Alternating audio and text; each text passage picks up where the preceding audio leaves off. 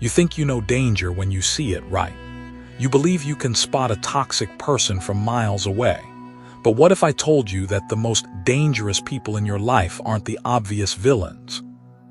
What if the real threat comes from people who seem perfectly normal, even charming? People who might even be sitting at your dinner table right now. Here's the terrifying truth that Carl Jung discovered after decades of studying human psychology. The most destructive individuals are often completely unaware of their own darkness. And while you're busy protecting yourself from the obvious predators, these unconscious destroyers are already inside your head, reshaping your reality without you even noticing. Think about it. How many times have you walked away from a conversation feeling completely drained? How often have you been blamed for things you never did? How frequently do you find yourself questioning your own sanity after dealing with certain people? If this sounds familiar, you're not losing your mind. You're being psychologically invaded. Jung spent his entire career mapping these hidden psychological territories, and what he found should terrify you. In his groundbreaking work, The Ego and the Unconscious, he revealed that most of what controls us operates below the surface of awareness. This doesn't just apply to you, it applies to everyone around you. And that's precisely where the danger lies. When someone is blind to their own psychological shadow, that darkness doesn't just disappear. It seeks a host, and more often than not, that host becomes you. You become the canvas for their unresolved trauma, their projected fears, their unconscious rage. You stop being a person and become a symbol in their internal drama. But here's what makes this even more sinister. These people don't do this intentionally. They're not sitting in dark rooms plotting your downfall. They're unconsciously driven by forces they can't see or understand. This makes them infinitely more dangerous because they genuinely believe they're in the right. They'll manipulate you while thinking they're helping you. They'll drain your energy while convinced they're the victim. If you're ready to see the truth about the people around you and, more importantly, about yourself, then stay with me. Because we're about to expose 6 types of psychologically dangerous individuals that Jung identified. People who don't attack with weapons, but with something far more devastating, their unconscious mind. And here's the part that might disturb you most. By the end of this, you might recognize one of these patterns in yourself. Are you prepared for that level of honesty? Then let's dive deep into the psychological underworld that Jung mapped for us. But first, do me a favor. Hit that subscribe button right now, because what I'm about to share with you will fundamentally change how you see every relationship in your life. And trust me, you'll want to revisit this information again and again. Let's start with the most common and perhaps most insidious type, the unconscious manipulator. Picture this scenario. You're constantly walking on eggshells around someone.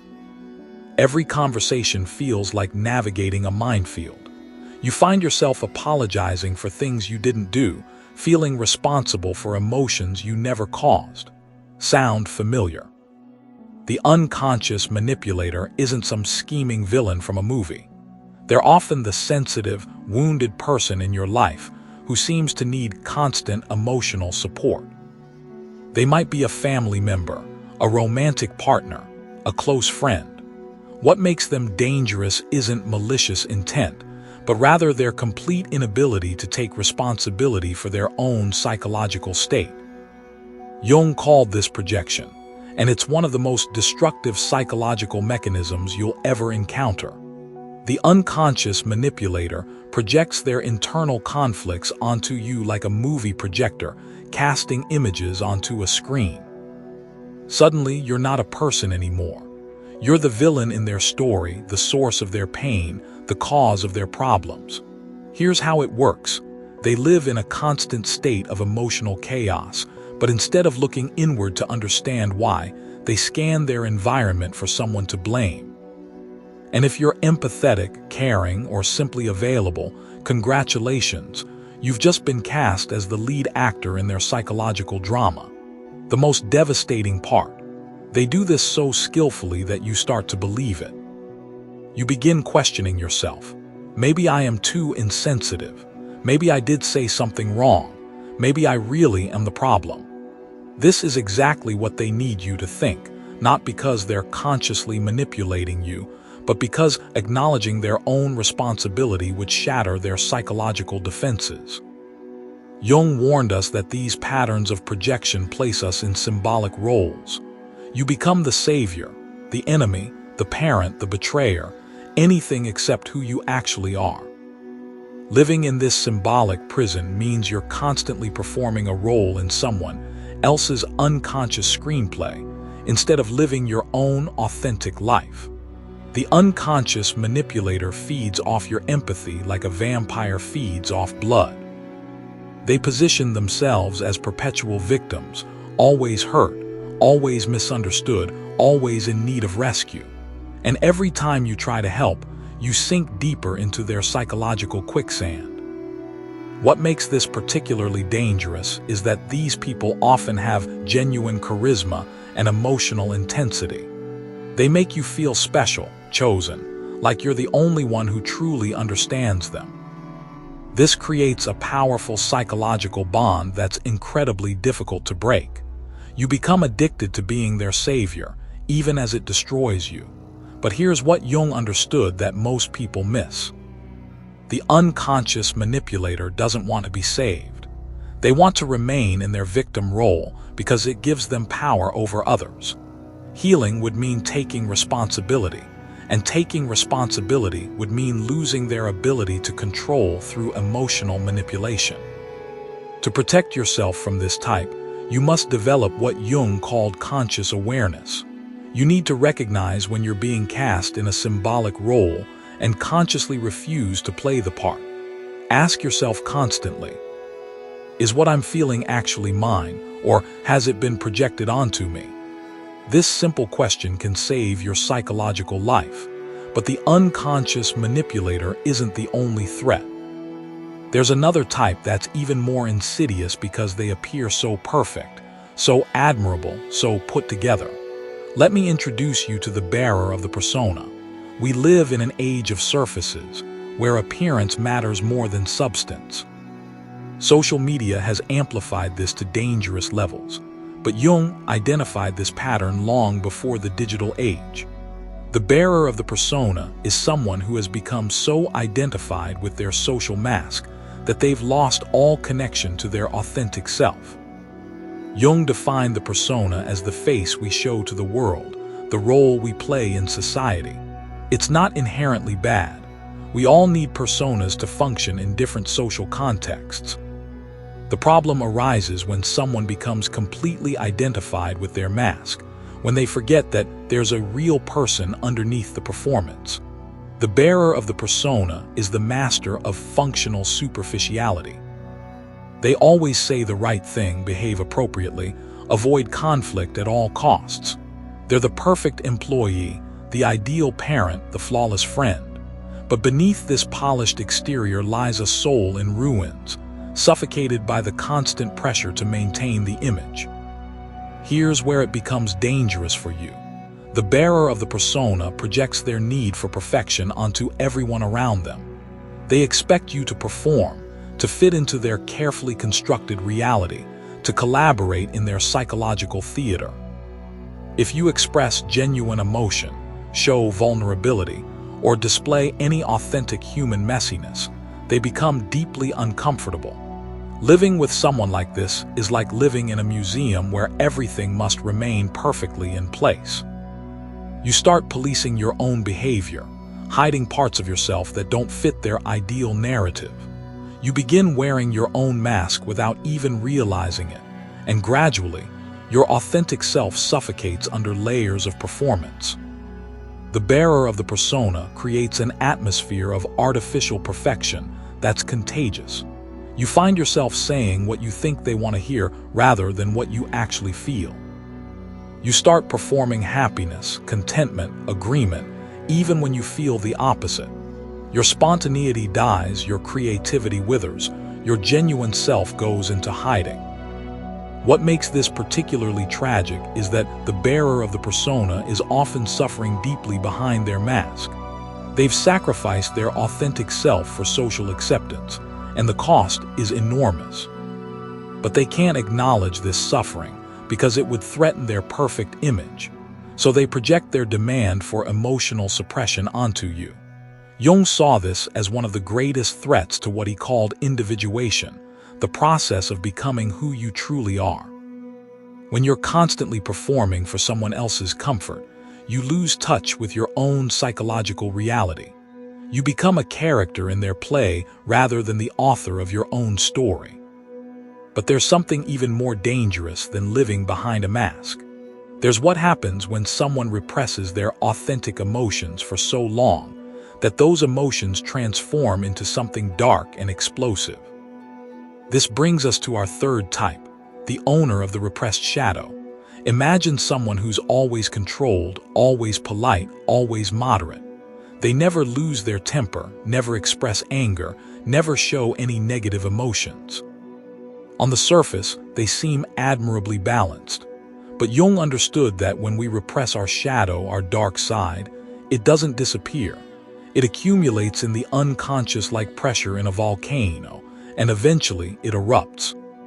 The shadow, according to Jung, contains everything we refuse to acknowledge about ourselves. It's not necessarily evil, but it includes all the emotions, desires, and impulses we've been taught are unacceptable.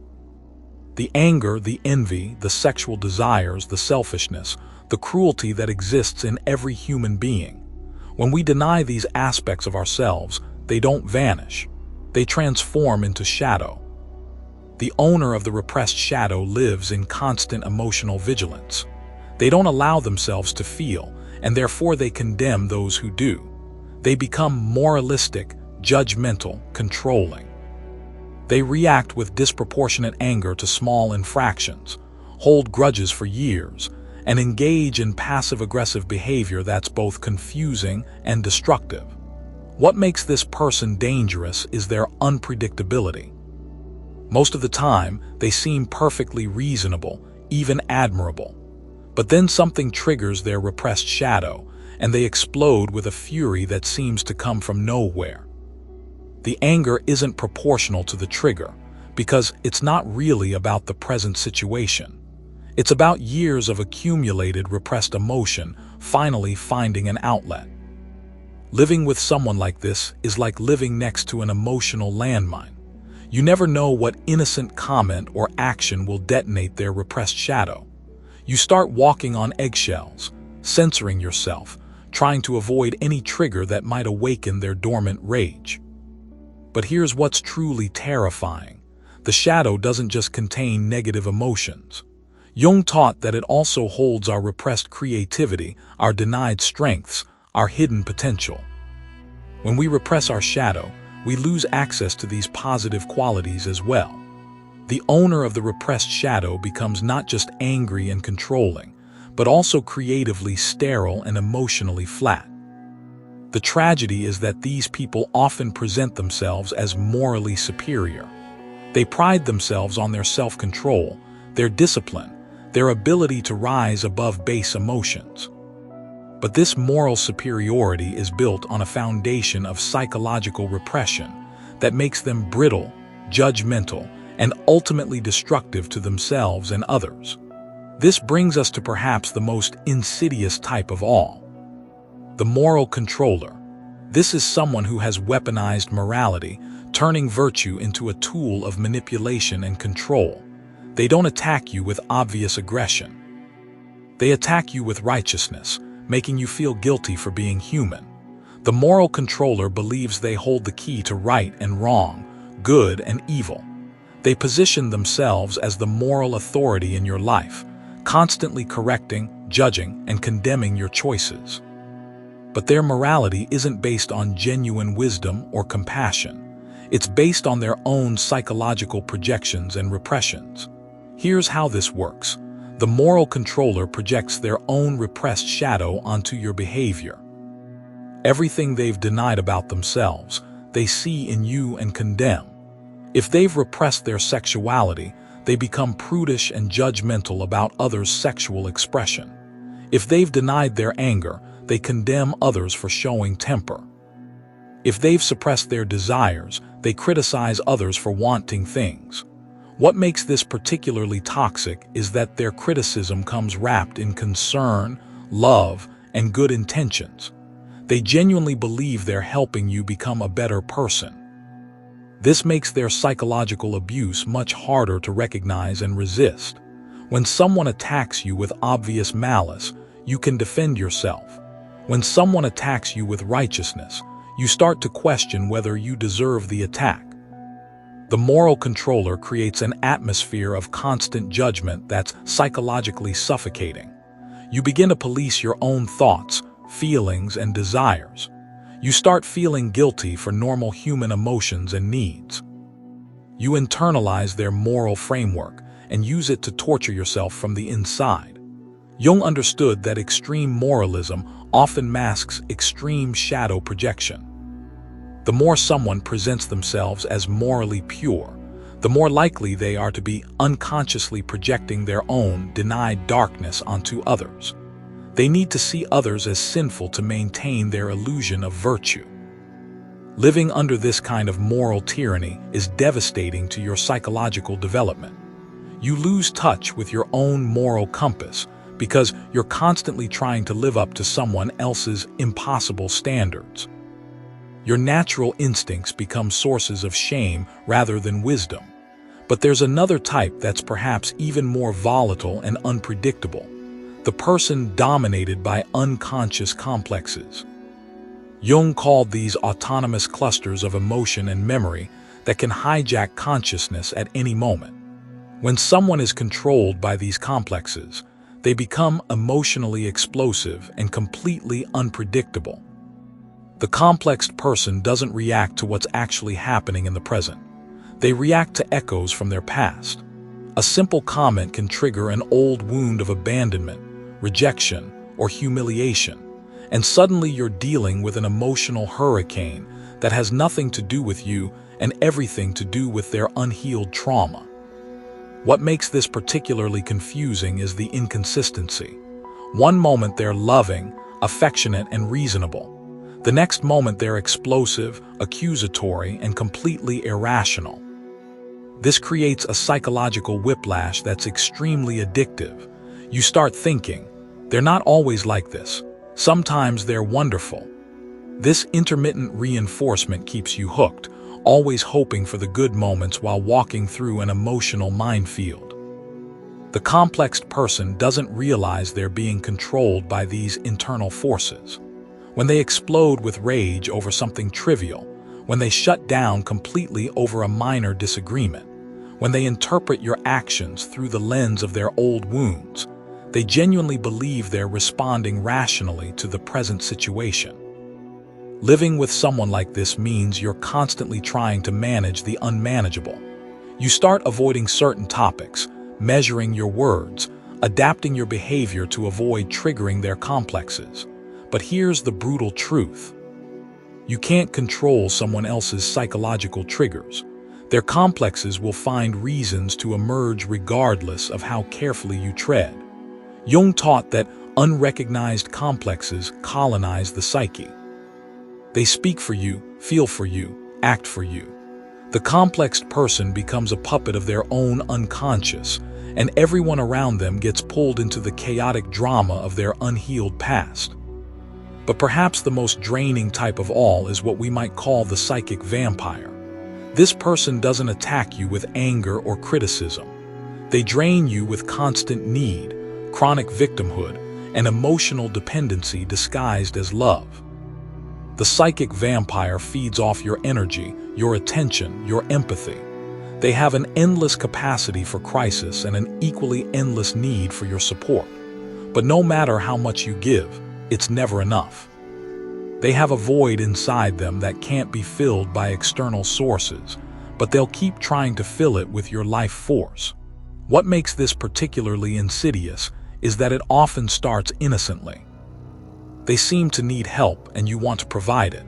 You offer support, time, energy, compassion. But gradually, you realize that all your energy is flowing in one direction.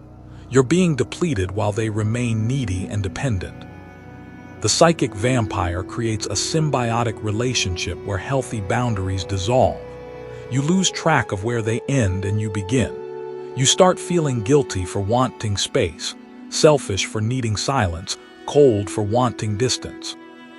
They're masters at reversing roles, making you feel like the problem when you try to establish healthy limits. Jung understood that this kind of pathological dependency prevents both people from achieving psychological wholeness. The vampire doesn't grow because they're always being carried.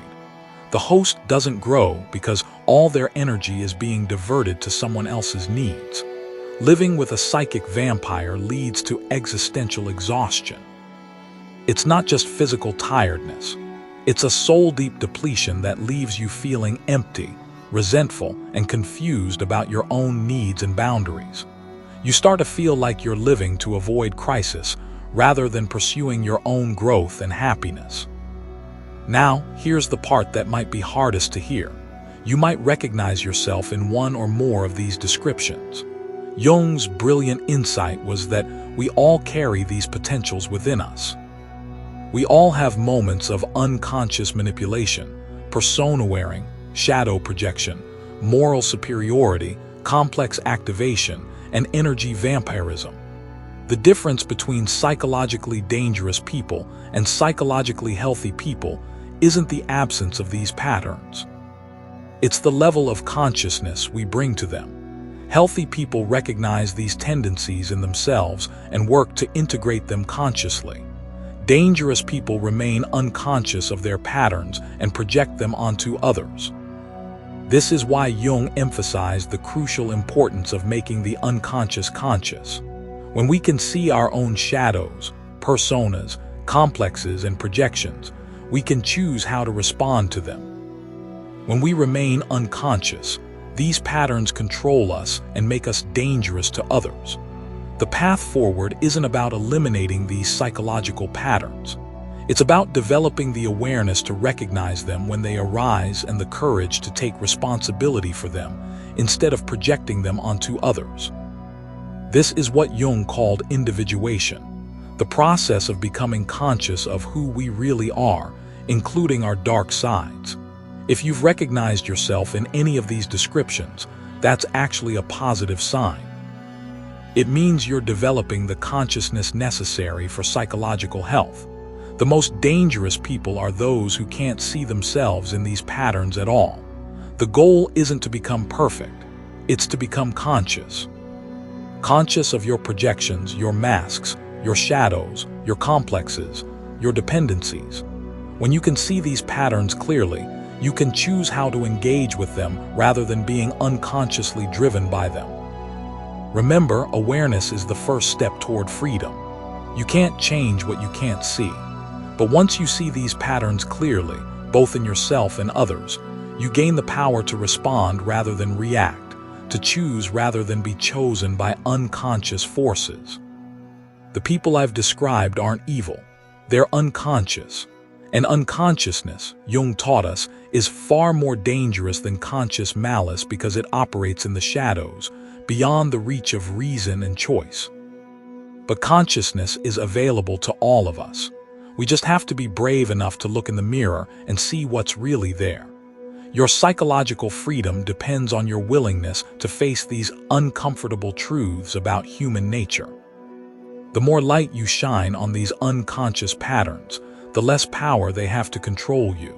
And the less they control you, the less likely you are to become one of these psychologically dangerous types yourself. The choice is yours. Remain unconscious and potentially dangerous, or develop awareness and become genuinely free. Jung showed us the path. Now you have to decide whether you're brave enough to walk it.